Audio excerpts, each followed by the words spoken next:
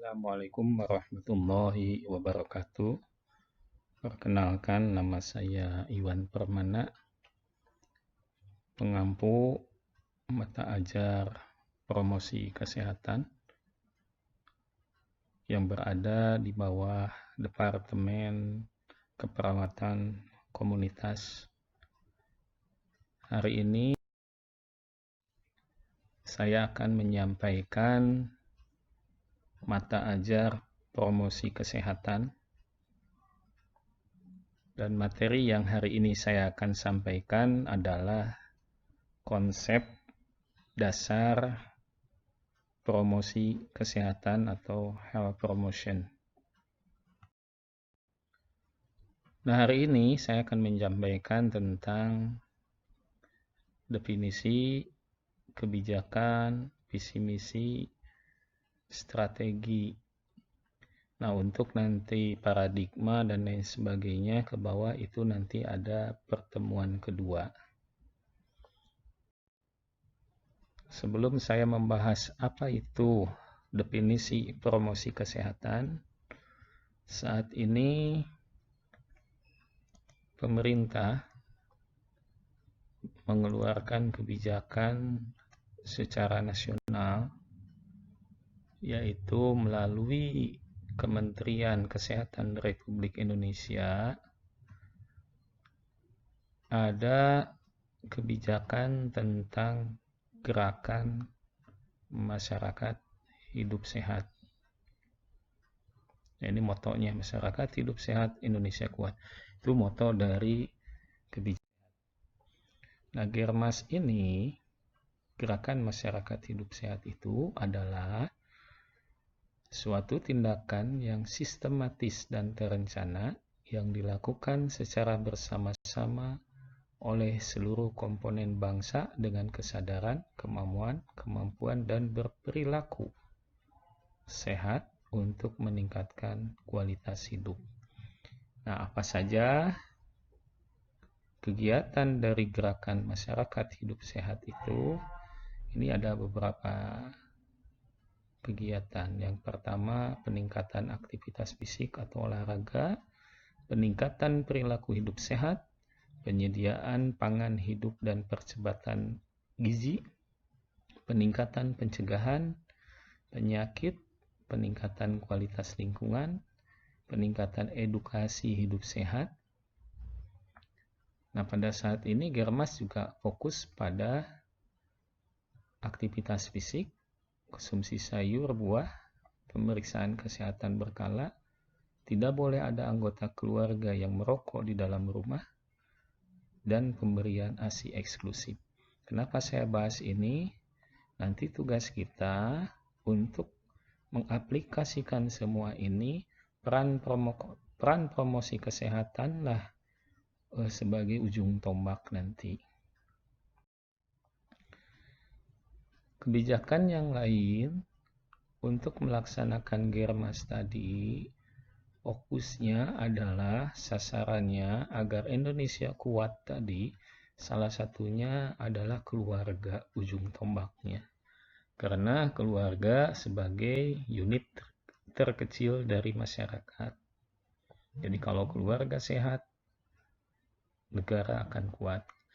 Nah, ini sasaran keluarga sehat, ini ada beberapa indikator. Ada kesehatan ibu anak, ini ada KB, persalinan, ASI, ada pengendalian penyakit menular dan tidak menular, ada TBC, hipertensi, ada indikator rumah lingkungan sehat, keluarga mempunyai air bersih, jamban sehat, ada kesehatan jiwa, ada perilaku sehat.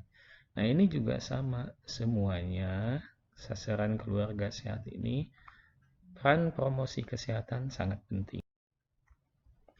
Kebijakan global.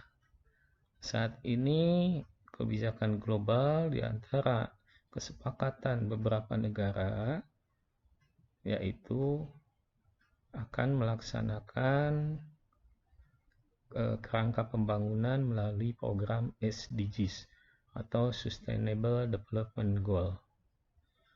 Jadi pengembangan yang berkelanjutan. Tujuannya adalah untuk menjamin, salah satunya menjamin kehidupan yang sehat masyarakat atau suatu negara, ya, agar mendorong kesejahteraan. Ini salah satu tujuannya.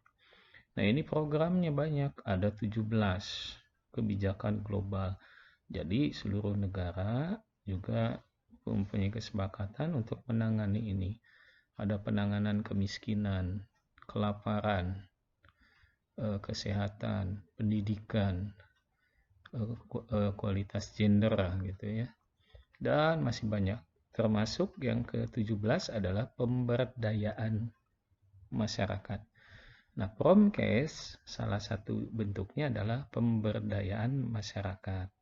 Ini Partnership for the Goal. Nah, ini ada pemberdayaan kemitraan. Nah, kalau lihat sejarah perkembangan Promkes dulu, itu sebelum menjadi promosi kesehatan, itu namanya penerangan kesehatan. Sejak di bawah tahun 1960, itu penerangan kesehatan. Berkembanglah ilmu menjadi penyuluhan kesehatan. Perkembangan lagi, ada kelemahan dan kekurangan, sehingga berkembang lagi menjadi namanya komunikasi, informasi, dan edukasi, karena membutuhkan ilmu-ilmu komunikasi, ilmu pendidikan, dan informasi. Nah, saat ini berkembang berubah karena ketika dilakukan poin 1, 2, 3 ini, perubahan kesehatan, derajat kesehatan masyarakat belum signifikan, sehingga melakukan langkah-langkah strategi dan lain sebagainya, sehingga muncullah strategi atau ilmu promosi kesehatan.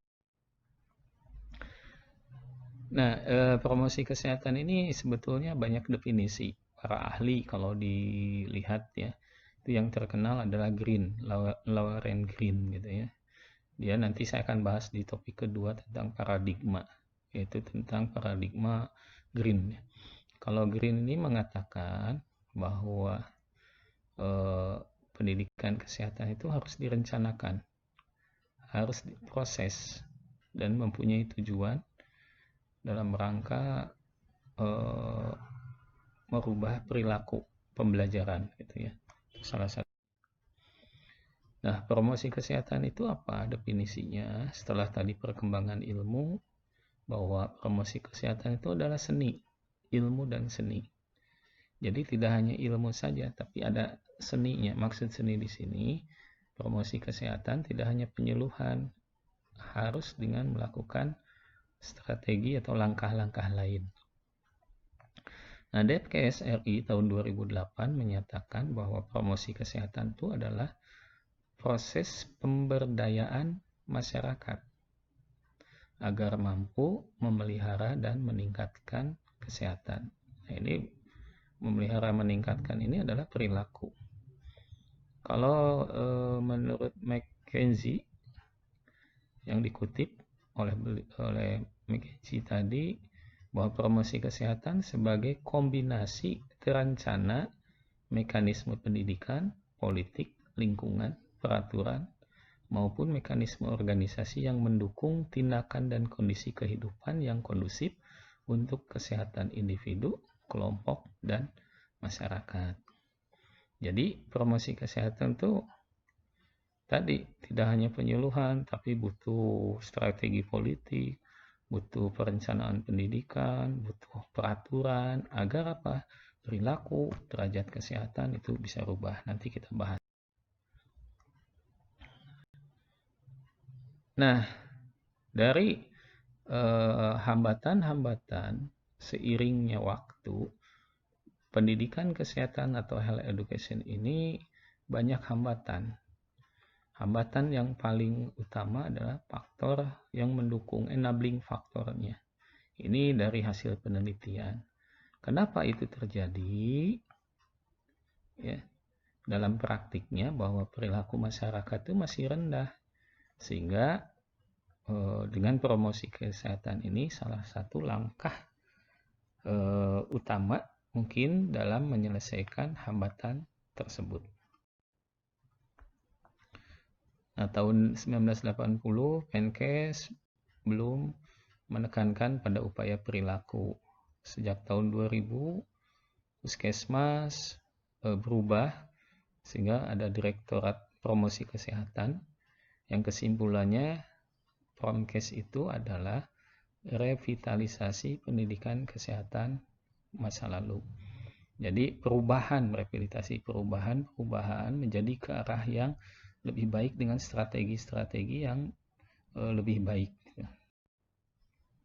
Nah, visinya promosi kesehatan itu dalam rangka meningkatkan derajat kesehatan fisik, tidak hanya fisik, tapi mental, sosial, sehingga produktif secara ekonomi maupun sosial. Jadi tidak hanya fisik saja, tapi jiwanya juga, sosialnya juga, agar apa? Hidupnya produktif. Nah, tapi produktif di sini secara ekonomi maupun sosial. Karena ekonomi rendah itu juga seseorang dalam memelihara meningkatkan kesehatannya juga rendah. Misinya ada advokasi, ada mediat, dan enabling. Nah, strateginya advokasi, melakukan kerjasama advokasi secara politik dan lain sebagainya agar penyelesaian masalah kesehatan melalui promosi kesehatan dengan strategi advokasi bisa diselesaikan. Perlu dukungan sosial juga. Perlu penggerakan pemberdayaan masyarakat. Agar apa? Permasalahan di masyarakat, dari masyarakat, oleh masyarakat, sehingga harus diberdayakan dan penggerakan pemberdayaan masyarakat. Nah, selain itu bahwa di dalam promosi kesehatan juga perlunya pendidikan sesuai dengan 5 tingkat pencegahan level menurut level NCLAC. Ada promosi kesehatan, ada perlindungan khusus, specific protection, ada diagnosis dini dan pengobatan segera atau early diagnosis and from treatment.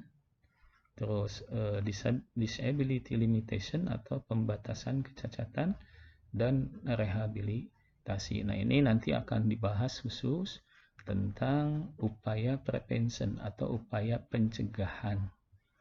Itu akan dibahas secara khusus materinya. Kita lanjut.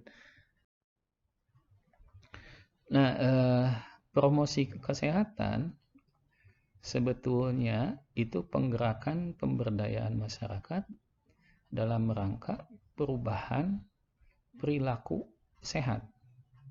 Jadi sebelum saya membahas secara luas, saya akan membahas dulu apa itu perilaku.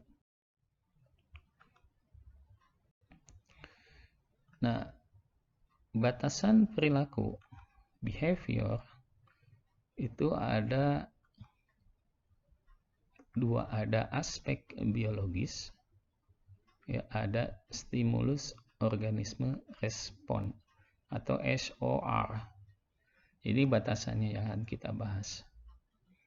Jadi kalau kita berperilaku berubah, itu disebabkan oleh aspek biologis, juga ada stimulus atau respon. Nah, ada 2 jenis respon. Ada responden respon atau refleksif. Respon yang ditimbulkan oleh stimulus tertentu, electing stimuli. Jadi kalau orang akan berperilaku, itu ada stimulus tertentu gitu. Jadi dia akan melakukan perilaku tertentu juga. Ada operan respon atau instrumental respon. Respon yang timbul dan berkembang, kemudian diikuti oleh stimulus yang lain. Contohnya misalnya anak kecil gitu ya, perkembangan dari mulai jalan, melihat, mengikuti, melihat orang lain, dia akan berubah gitu ya, dan lain sebagainya. Teori stimulus organizing respon ini dikelompokkan menjadi covert behavior dan overt behavior, perilaku tertutup dan perilaku terbuka. Perilaku tertutup apabila respon terhadap stimulus masih belum dapat diamati. Contohnya begini. Misalnya ada seseorang yang kita latih, terus kita tanya kembali, apakah Anda mampu? Belum ada respon gitu ya. Tidak terlihat responnya. Nah, ya kebalikannya kalau obat behavior. Coba misalnya kita penyuluhan tentang promosi kesehatan tentang keluarga berencana. Ketika setelah selesai penyuluhan, responnya kita lihat apakah terbuka. Contohnya misalnya, Ibu, Bapak mengerti nggak apa itu KB? Nah, lalu mereka menjawab, mengerti. Nah, itu respon terbuka. Ketika dia mengatakan mengerti, itu juga bentuk observasi terbuka. Nah, stimulus respon itu ketika ada stimulan. Stimulus ini bisa diamati, lalu organismenya berproses. Setelah dia ngamati, apakah berubah atau tidak. Nah, respon yang tertutup itu bisa pengetahuan dan sikap. Tadi yang saya katakan contoh. Tadi misalnya ibu anaknya diare. Lalu kita memberikan promosi kesehatan. Kita berikan pengetahuannya, sikapnya, sampai dilatih bagaimana menangani diare dengan membuat oralit. Nah, respon yang paling terbuka terlihat adalah ketika mempraktekkan pembuatan oralit. Misalnya kita evaluasi, Ibu coba ke depan. Ulangi bagaimana cara-cara membuat larutan oralit. Lalu dia membuat, nah itu kelihatan oleh kita. Nah, itu disebut respon terbuka. Nah, ilmu yang mendukung ilmu perilaku ada ilmu psikologi, antropologi, dan sosiologi. Ini ilmu-ilmu, silakan nanti teman-teman baca secara umum. Nah, perilaku itu adanya stimulan, lalu organismenya akan melakukan respon gitu. Nah, perilaku ini responnya, perilaku itu adalah salah satu contohnya bisa respon dari belajar dari meniru. Contoh seperti ini. Ini belajar meniru. Dia mengamati si pelatihnya, lalu dia mengikuti. Nah, itu perilaku berubah karena ada respon yang bisa diamati. Sehingga ini terlihat responnya terbuka gitu ya. Ada perilaku itu belajar dari lingkungan. Ya, lihat anak dewasa merokok, ya anak-anak kecil mengikuti untuk merokok karena tadi belajar mengamati dari lingkungan. Ini contoh lain misalnya BAB sembarangan, cuci dan sebagainya. Kalau kita amati ini perilaku yang kurang sehat. Jadi sebenarnya apa itu perilaku? Perilaku sebenarnya adalah proses belajar. Sekali lagi, perilaku adalah proses belajar. Karena tadi melihat, mengamati, ada stimulan, lalu kita berespon. Nah, itu adalah bentuk proses mengamati, meniru dari lingkungan sosial dan lain sebagainya. Lalu kita berespon, baik respon terbuka ataupun tertutup. Nah, itu adalah proses belajar. Nah, apa itu proses belajar? Nah, Nah, proses belajar itu ya terdiri dari input, proses, dan output. Jadi seseorang berperilaku atau change behavior untuk merubah perilaku melalui promosi kesehatan, mana yang akan kita rubahnya. Nah, yang dimaksud tadi proses belajar di sini ada input, proses, dan output.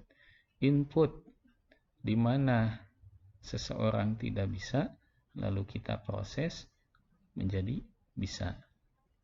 Di mana dia tidak paham, kita proses menjadi perilakunya paham. Tidak mampu menjadi mampu. Nah, ini merupakan kegiatan proses belajar.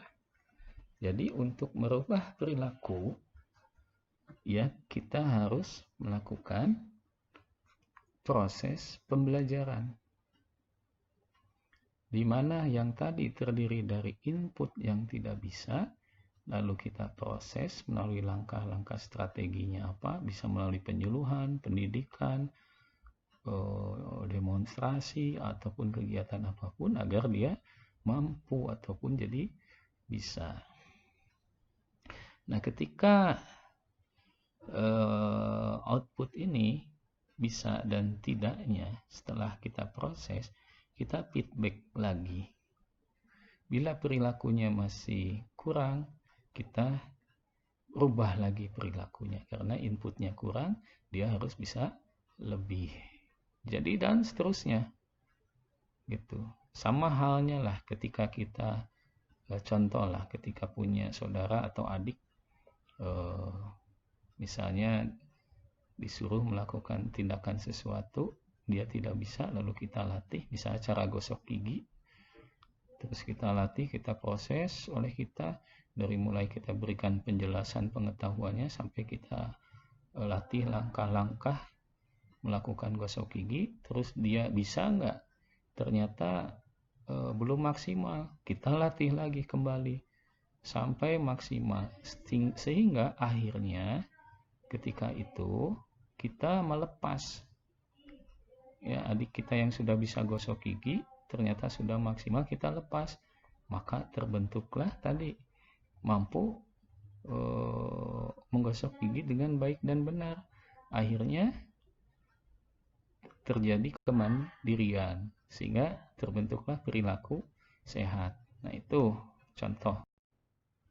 Nah, perilaku sehat ini adalah respon seseorang terhadap stimulan atau objek yang berkaitan dengan konsep sehat sakit, penyakit, dan determinan atau faktor yang mempengaruhinya. Nah, nanti ini akan dibahas di materi berikutnya tentang upaya prevention, pencegahan penyakit atau paradigma. Nanti saya akan membahas tentang paradigma sehat. Nah, perilaku sehat ada healthy behavior, illness behavior, desirable behavior. Healthy behavior adalah aktivitas yang berkaitan dengan upaya mempertahankan dan meningkatkan kesehatan. Misalnya teman-teman ini saat ini sedang sehat. Maka Anda bagaimana mempertahankan kesehatan itu? Makan gizi yang baik, olahraga, istirahat yang cukup, itu namanya healthy behavior. Jadi orang sehat sedang mempertahankan kesehatannya, jangan sampai terjadi sakit. Illness behavior, aktivitas seseorang atau keluarga yang sakit atau terkena masalah kesehatan untuk mengatasinya.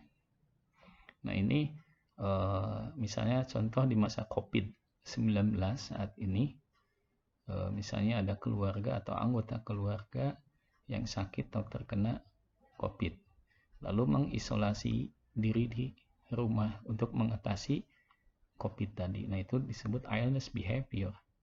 Desirable behavior, orang sakit punya peran, hak, dan kewajiban. Jadi seperti pasien yang di rumah sakit, dia punya peran untuk sembuh, punya hak untuk dirawat, punya kewajiban juga untuk menyelesaikan keadaan kondisi sakit. Nah, domain perilaku itu ada 3. 1. Knowledge atau kognitif atau pengetahuan. 2. Attitude, sikap. 3. Psikomotor atau tindakan atau keterampilan atau disebut praktis. Kognitif itu terdiri dari 6 tingkatan. Know, tahu. Jadi seseorang pengetahuannya baik, tidaknya, itu ada know, kita ingin rasa tahu apakah baik tidaknya. Comprehension, penjelasan atau memahami. Ya. Aplikasi, analisis, sintesis, evaluasi. Nah, nanti ini akan kita bahas di perencanaan promosi kesehatan. Itu kalau nggak salah ada pertemuan tersendiri. Ya, bagaimana membuat perencanaan promosi kesehatan. Attitude ada 4 tingkatan: menerima, merespon, penilaian, sikap gitu ya. Practice ada 3, guided response, mechanism, dan adopsi. Nah, pengukuran indikator perilaku kesehatan itu ada 3. Health knowledge, health attitude, health practice. Health knowledge ada pengetahuan tentang cara-cara memelihara kesehatan. Jadi kalau individu mampu cara memelihara kesehatan, itu sebagai indikator kognitifnya baik. Health attitude, pendapat atau penilaian terhadap berkaitan dengan health promotion atau pemeliharaan kesehatan. Jadi seseorang yang mampu memelihara kesehatan dan memberikan pendapat tentang hal-hal positif tentang pemeliharaan kesehatan, itu indikator seseorang tersebut ke dalam health attitude. Health practice, kegiatan aktivitas dalam rangka memelihara kesehatan. Ini bagian indikator jika seseorang mampu melakukan tindakan dalam mengatasi masalah kesehatan oleh dirinya sendiri dan anggota keluarganya, itu disebut health practice. Nah, determinan atau pengaruh perilaku kesehatan ini ada 3 teori, tapi yang saya akan bahas ini adalah teori Loren Green. Nah, Green ini ada 3 faktor menurut Green. Ada faktor predisposing factor atau yang mempermudah atau faktor yang mempermudah. Ada enabling factor atau disebut faktor yang memungkinkan atau yang memfasilitasi. Yang ketiga adalah reinforcement factor, faktor yang menguatkan. Mari kita bahas dalam skema gambar apa itu predisposing, enabling, dan reinforcement. Kita lihat gambar skema Green. Nah, ini menurut Green dan Bloom ini disinergiskan antara teori Bloom dan Green tadi, bagaimana hubungan status kesehatan individu, keluarga, kelompok, ataupun masyarakat, perilaku, dan pendidikan kesehatan. Nah, gimana peran promosi kesehatan ini di dalamnya adalah ini, pendidikan kesehatan. Nah, menurut Bloom, ini teori Bloom. Teori Bloom itu ada 4 faktor yang mempengaruhi status kesehatan. Ini menurut Bloom itu ada 4. Yang pertama, lingkungan. Ini yang paling kontribusi, paling utama, dan paling besar terhadap status kesehatan baik individu, kelompok, atau keluarga dan masyarakat. Jadi yang pertama menurut Bloom, yang faktor yang berkontribusi paling besar meningkatkan status kesehatan adalah lingkungan. Yang kedua, perilaku. Yang ketiga, health service atau pelayanan kesehatan. Yang keempat, keturunan. Jadi sekali lagi, menurut teori Bloom ada 4 faktor yang mempengaruhi status kesehatan. Status kesehatan yang mempengaruhi yang paling besar, yang pertama adalah lingkungan, kedua perilaku, keempat pelayanan, ketiga pelayanan, keempat keturunan. Nah, menurut Green, teori perilaku, jadi kalau kita sinergiskan antara teori Bloom dan Green, hubungannya seperti apa? Menurut Green, ada konsep perilaku. Nah, menurut Bloom, faktor yang mempengaruhi salah satunya adalah perilaku. Nah, peran promosi kesehatan di mana? Ya ini. Ya, salah satunya adalah change behavior, pembentukan perilaku sesuai dengan teori tadi. Nah, bagaimana untuk merubah perilaku? Change behavior itu proses perubahannya. Tadi perilaku itu ada 3 faktor yang mempengaruhi. Predisposing factor, enabling, dan reinforcement. Jadi pertama faktor predisposisi, faktor enabling, reinforcement. Ya kita rubah ini ketiganya ataupun salah satunya. Tergantung di mana untuk merubah perilaku ini. Faktor predisposisi contohnya sikap. Kalau sikap seseorang kurang baik, ya kita rubah. Nah, itu bagian dari predisposisi. Kita rubah supaya perilakunya baik. Belief, keyakinan. Contoh misalnya, KB itu haram menurut keyakinan. Sehingga ada golongan yang tidak mau KB. Akhirnya perilakunya kurang baik. Sehingga menimbulkan angka kematian ibu dan anak tinggi. Sehingga status kesehatannya juga jelek gitu ya. Itu keyakinan. Nah, itu bagian dari predisposisi. Nilai-nilai agama dan lain sebagainya. Nah, ini harus kita rubah melalui ilmu komunikasi. Maka di dalam promosi kesehatan itu ilmu komunikasi penting. Perannya di mana? Ya di sini. Untuk merubah keyakinan, nilai, attitude, sikap. Selanjutnya adalah enabling factor. Keterampilan seseorang, individu, keluarga, masyarakat. Ya kita rubah yang tadinya tidak terampil, ya harus terampil. Kita rubah supaya status kesehatannya juga meningkat. Accessibility, keterjangkauan. Ya, contoh misalnya, ada seorang bapak merokok, pasti anaknya merokok. Kenapa? Karena ada keterjangkauan. Maksud keterjangkauan di sini, di depan rumahnya ada warung rokok. Lebih dekat, sehingga orang bisa mengakses. Ya, sehingga mudah beli rokok. Akhirnya ya tadi contoh itu enabling. Keterjangkauan. Akhirnya banyak warung yang menjual rokok, banyak anak SMP, SD, SMA membeli rokok di warung tersebut, itu accessibility. Contoh. Ya, sehingga harus dirubah. Gak mungkin kalau warungnya ditutup dan lain sebagainya kan. Ada yang harus dirubah. Tidak harus warungnya, tapi kita perilaku merokoknya kita rubah. Ya. Ketiga, reinforcing factor. Dorongan atau dukungan keluarga. Ini jelas. Kalau keluarga kurang mendukung dalam mengatasi masalah kesehatan atau dalam memelihara kesehatan, ini juga akan keluarga tidak sehat. Akhirnya perilakunya juga tidak sehat. Ya, ini contoh. Sehingga, peran promosi kesehatan ya ini harus membuat perencanaan, mengevaluasi. Tadi proses belajar, input, proses, output. Kita evaluasi kembali. Ya.